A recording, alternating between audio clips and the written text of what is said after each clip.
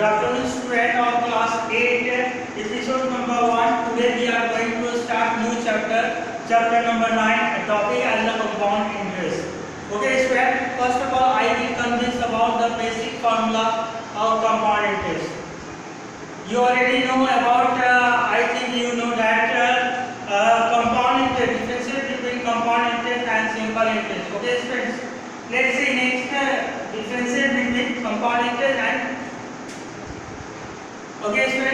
compound interest, simple interest. Simple interest. Suppose that P into R into T upon 100. This is the mathematical formula of simple interest. And compound interest, that is A minus P. यानी जो amount आएगा वो principal से minus करके जो दिया जाता है इंटरेस्ट, वो हमारा कंपाउंड इंटरेस्ट होता है। और जो हमारा प्रिंसिपल रेट और टाइम के बेसिस पर दिया जाए तो उसके प्रोडक्ट के बेसिस पर वो हमारा सिंपल इंटरेस्ट होता है। ओके स्टूडेंट, दोनों में एक डिफरेंस है। अब तो यहाँ से देखते हैं हम लोग, तो कुछ फॉर्मूले हैं यहाँ पर। तो अमाउंट A फॉर अमाउंट होता है, P for principal, R for rate होता है, N फॉर क्या हो गया, टाइम हो गया, या नंबर ऑफ ईयर्स, कितने साल के लिए दिया गया। तो यहाँ से क्वेश्चन हमारा फॉर्मूला क्या है, A = P × 1 + R/100 CI का फॉर्मूला हो गया P × ये आपका लार्जर में फॉर्मूला आ जाएगा, ठीक है, जिसमें हमें P एंड R का वैल्यू पता है और CI अब डायरेक्ट निकालना चाहते हैं तो ये फॉर्मूला भी यूज कर सकते हैं, या तो आप सेपरेटली भी आप CI फाइंड आउट कर सकते हैं। First of all A find out कर लीजिए, अब A से P को माइनस कर दिए यानी प्रिंसिपल को, तो आपका CI फाइंड आउट हो जाएगा। ओके स्टूडेंट्स, नेक्स्ट हमारा आता है और हाफ ईयरली और सेमी ईयरली। सेमी ईयरली और हाफ ईयरली दोनों लैंग्वेज सेम है। ओके, हाफ ईयरली यानी हाफ आधा हो गया, सेमी भी क्या हो गया, आधा हो गया। तो हाफ ईयरली के बेसिस पर जैसे हम लोग का 12 मंथ होता है 1 ईयर्स का, 1 ईयर्स में कितना हुआ 12 मंथ, इसका हाफ क्या हो गया 6 मंथ हो गया। तो 6 मंथ के बेसिस पर आपको फाइंड आउट करने बोलेगा तो वो आपका हाफ ईयरली बेसिस पे होगा, समझिए। Amount equals to half yearly basis पर फॉर्मूला क्या होगा, amount equals to P × 1 + R upon 2 × 100 2n हो जाएगा। तो n for what, that is number of years. For quarterly basis पर, यानी क्वार्टरली बेसिस पर हम लोग निकालना, जैसे 1 ईयर में 12 मंथ है, इसको क्वार्टरली बेसिस में ब्रेक कर दीजिए, या तो आपका 4 टाइम्स में या तो 3 टाइम्स में। जैसे हम लोगों को क्या हो गया, मान लेते हैं आपको किसी से लोन लेनी है, ठीक है, और उसको 1 साल में कंप्लीट करना, वो बोल दिया गया कि क्वार्टरली बेसिस पर आपको कंप्लीट करना। तो क्वार्टरली बेसिस पर मतलब समझ जाइए कि आपको 3 महीना का एवरेज लेके चलना है, 3 मंथ्स, और उसको कितना बार देना, आपको 4 बार देना। तो 3 × 4 = 12 हुआ। ओके स्टूडेंट्स, 3 महीना का 3 मंथ से एवरेज बनाइए, 3 मंथ में 4 टाइम्स देना, या तो 4 मंथ का एवरेज बनाइए तो उसको 3 टाइम्स देना है। Okay student, that is called, ये क्वार्टरली बेसिस पर हो गया, क्लियर, क्वार्टरली बेसिस। तो क्वार्टरली यानी क्वार्टरली 4 आपका यहाँ पे ब्रेक किया जाएगा 4 टाइम्स में, तो आपको ये सबसे परफेक्ट होगा 3 मंथ्स दैट इज 4 टाइम्स, ये क्वार्टरली बेसिस हुआ। उसके लिए फॉर्मूला क्या हो जाएगा हमारा, amount equals to P × 1 + R upon 4 × 100 4n हो जाएगा। ओके स्टूडेंट्स, नेक्स्ट फॉर्मूला है हमारा, if interest is calculated monthly, यानी इंटरेस्ट को मंथली बेसिस पर कैलकुलेट किया जाता है तो उसका फॉर्मूला क्या हो गया, A = P × 1 + R/12 divided by total divided by 100 12n हो जाएगा। Next type formula of question for depreciating value of A object. Depreciating मतलब होता है डिक्रीज करना, यानी वैल्यू जब डिक्रीज करता है, घटता है।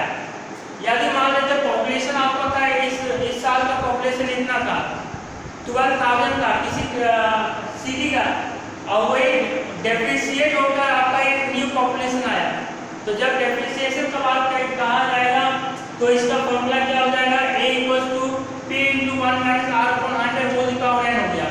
ओके स्टूडेंट्स, और जब टाइम यानी n, वो टाइम फ्रेम जो होगा वो यदि फ्रैक्शन में है तो उसका अमाउंट फाइंड आउट करने के लिए क्या फॉर्मूला होता है, amount equals to P × 1 + R upon 100 into 1 + R into fraction upon 100 हो जाएगा। ये फॉर्मूला होगा फ्रैक्शन ओके स्टूडेंट्स, तो हम लोग बेसिक फॉर्मूला तो पढ़ रहे हैं।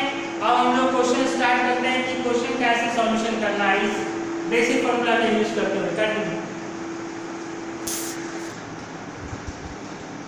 First of all, students, we are going to start to solve first question and question number 1. And question number 1 of B, I selected questions by using the formula find the amount and compound interest of the following. जो दिया गया आपका question है उसमें amount और compound interest find out करना है। देखिए इसमें प्रिंसिपल गिवन है आपका 62,500, 2 years 6 month आपका टाइम दिया हुआ, रेट 12% है, ठीक है। Per annum compound interest basis पर निकालना है। तो गिवन आपका लिख दिए यहाँ से, जिसमें टाइम को चेंज कर दिए 2 प्लस कंबाइंड है तो ईयर्स को मंथ को ईयर्स में चेंज कर दिए, दैट इज 6/12, 12 से डिवाइड करके यानी 1/2 हो गया, दैट इज 2 होल 1/2।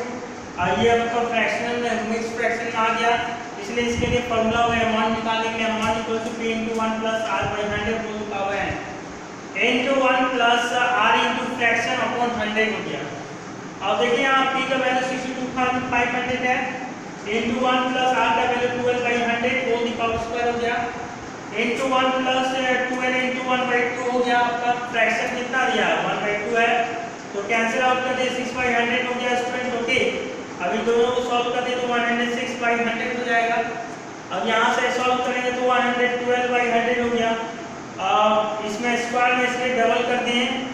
अब देखिए इतना है, कैंसिल कर दे 2 0 कैंसिल हुआ, फिर आपका 625 को 25 से कैंसिल करते हैं, 25 ये कैंसिल हो गया, 25 को ये कैंसिल हो गया, इसको कैंसिल करते हैं 28 को जो 112 होता है, और इसको भी कैंसिल करते हैं 25 को इससे, 25 को 100 होता है, 4 को 28 से कैंसिल करते हैं, 4 7 या 28 हो गया। अब हमारा रिमेनिंग वैल्यू क्या हुआ 7 * 112 * 106, सभी को मैंने इन दोनों को मल्टीप्लाई किया इतना, इन दोनों को मल्टीप्लाई किया कितना आया। अब सी अमाउंट निकल गया, सी आई फाइंड आउट करना है माइनस पी को, ए का वैल्यू कितना है, बी का टी का वैल्यू कितना है, माइनस कर दिया 20,604 रुपीस है आंसर। ये कंपाउंड इंटरेस्ट निकल गया। तो हमें ये पता रखना है कि आपका जो है यहाँ से क्या होगा, कोई बैंक आपको इतना का लोन दिया 62,500 कितने साल के लिए, तो 2.5 साल के लिए दिया गया। ओके स्टूडेंट, देखिए 2.5 साल यहाँ हो गया ना, 2.5 साल के लिए दिया गया। कितना रेट के आधार पर 12% रेट के आधार पर, और आपको कंपाउंडेड इंटरेस्ट के बेसिस पर उसको पेमेंट करना है। ओके स्टूडेंट्स, तो इसके लिए इतना आया, कैलकुलेशन करने पर इतना अमाउंट कितना हो गया आपका, ये आपको मान लेते हैं जमा किए हैं, डिपॉजिट किया है पैसा कितना 62,500 बैंक में, आपका इंटरेस्ट देता है इतना 12% इंटरेस्ट देता है, 2.5 साल के लिए जमा किए। तो जब आपका 2.5 साल कंप्लीट हो जाएगा तब निकालिएगा तो कितना निकलिएगा, पैसा आपका आएगा 83 आपका 1,104 आपको पैसा मिलेगा इतना बैंक से, आपका जब मैच्योरिटी कंप्लीट होगा तब। इसी तरह स्टूडेंट आप सीआई निकालना चाहते हैं कितनी, यानी हमें कितना कंपाउंड इंटरेस्ट दिया गया है इसमें, ठीक है, उसको निकालना चाहते हैं। देखिए इतना का कंपाउंड इंटरेस्ट दिया गया है, यानी जो अमाउंट आया उसको प्रिंसिपल से माइनस अमाउंट से प्रिंसिपल को माइनस कर दिया तो 20,604 रुपीस इतना आया कंपाउंड इंटरेस्ट। यानी आपको जो 83,104 से अमाउंट में 20,604 का कंपाउंड इंटरेस्ट मिला है।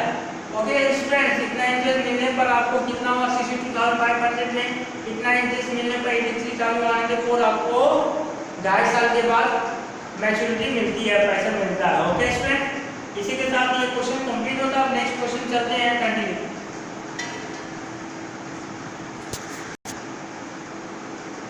Next question student, question number 3। 3 years ago the population of town was 50,000। 3 साल पहले जो है आपके एक शहर का पॉपुलेशन कितना था 50,000 का। If the annual increase during the 3 successive years at the rate of 5%, 4% and 3%, यदि एनुअल मतलब हर एक साल फर्स्ट ईयर में इतना रेट के आधार पर इंक्रीज किया था आपका पॉपुलेशन, सेकेंड आपका ईयर्स में आपका 4% के रेट से आपका इंक्रीज किया था, और थर्ड ईयर्स में आपका 3% के रेट से आपका पॉपुलेशन इंक्रीज किया था। तो टोटल का कॉम्बिनेशन में आपका अमाउंट क्या होगा उसको वैल्यू निकालना है, यानी प्रेजेंट पॉपुलेशन क्या होगा जो अमाउंट के इक्वल होगा। ओके, तो गिवन प्रिंसिपल दिया 50,000, टाइम यानी n equals to 3 years, R1 equals to 5%, R2 equals to 4% and R3 equals to 3%.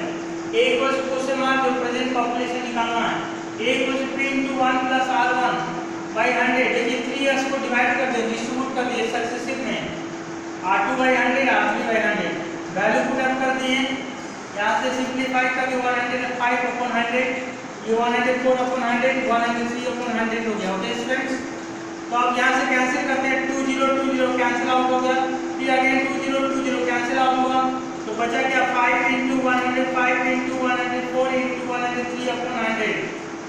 अब यहाँ से कैंसिल 5 को इससे कैंसिल करते 5 5 20 या 25 या 25 या 100 होता है।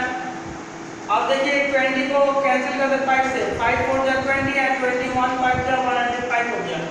ओके स्टूडेंट्स, नेक्स्ट हम लोग चलते हैं, इसको कैंसिल करते हैं, 26 4 या 104 होता है, और 21 into 26 into 103 मल्टीप्लाई कर दिए, इन दोनों को पहले मल्टीप्लाई किए, कितना आया 103 से इसको मल्टीप्लाई किए तो 56,238। यह हमारा न्यू पॉपुलेशन होगा, यह हमारा प्रेजेंट पॉपुलेशन होगा जब हमारा 3 सक्सेसिव रेट के बेसिस पे इंक्रीज करेगा हमारा हर एक साल, तो हमारा 56,238 ये प्रेजेंट पॉपुलेशन होगा। ओके स्टूडेंट, इसी के साथ आज के एपिसोड को यहीं कंप्लीट करते हैं। अगले एपिसोड में इसी एक्सरसाइज और कुछ क्वेश्चन सॉल्व करेंगे, उसके बाद हम लोग न्यू चैप्टर नंबर 10 स्टार्ट करेंगे। ओके स्टूडेंट्स, अब जो रहा इसके बाद चैप्टर 10 11 12 3 चैप्टर बाकी है आपका, ये हाफ ईयरली का पोर्शन कंप्लीट करेंगे। Okay student, thank you.